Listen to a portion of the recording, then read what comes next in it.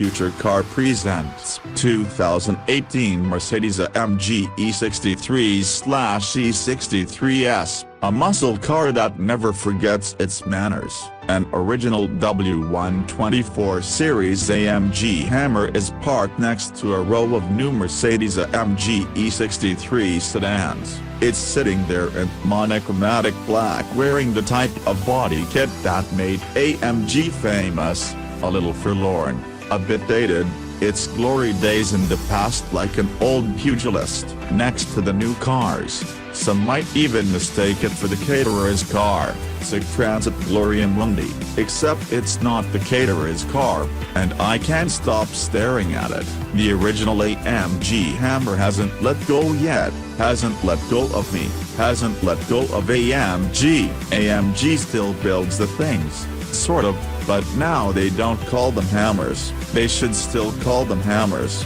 The name they've chosen is E63 S Formatic Plus. Yes, the great-grandson of the Hammer has a Wi-Fi password for a name. Less displacement, more power. Still, there's no denying the connection between the original and the new car. On sale this summer as a 2018 model, the new E63 is built on the latest E-Class platform and has 603 horsepower in S guise and 563 ponies in its basic form. The 5.5-liter twin-turbo V8, which made 550 horsepower in the base version of the outgoing car and 577 horses in the S model, is gone. In its place there's a 4.0-liter twin-turbo V8, the same engine that trips in the AMG GTS, the C63, and even in the G550. Yes, it's in the G-Wagon, a hot inner V engine with the turbochargers nestled in the cylinder bank valley and the intake valves in the outside of the heads. The E63's engine differs from the other AMG 4.0-liter V8s because its turbochargers are the twin-scroll type that are matched to the exhaust pulses to reduce losses and spool more quickly. Engineers wouldn't admit to any mechanical differences between the S's 603 horsepower engine and the base car's 563 horsepower tune, which led us to assume that it's simply software that unlocks the additional 40 horsepower. The S version eats 21.8 pounds per square inch of boost, while the 563 horsepower version ingests 18.9 pounds per square inch. Both are made in AMG's home in Affalterbach,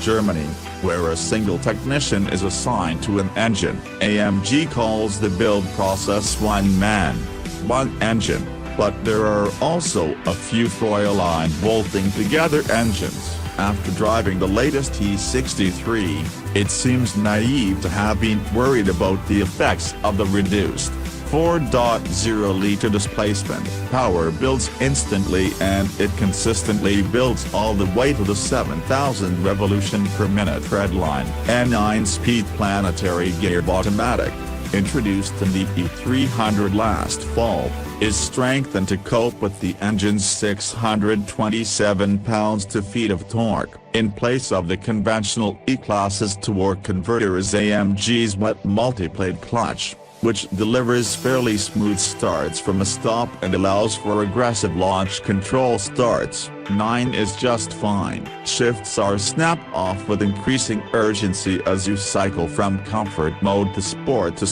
Plus and finally to race. Even with 9 speeds to shuffle through, the transmission never acts busy or out of sorts. Multi-downshifts happen quickly, and there's none of the incessant shifting that plagues other 9-speed automatics. Top gear is tall for better fuel economy and quietness, reducing engine revs to below 2,000 revolutions per minute at 80 miles per hour. It's a little odd that there's a column shifter in a car with this much power, but we can't say we miss having a shifter between the seats. We'd feel differently if it were a manual shifter, Though, Mercedes-Benz claims a believable 0 to 60 mph time of 3.3 seconds for the S and 3.4 seconds for the base version. Launch control actuation has been greatly simplified. Instead of the convoluted ritual of the past, select race, pull both paddles,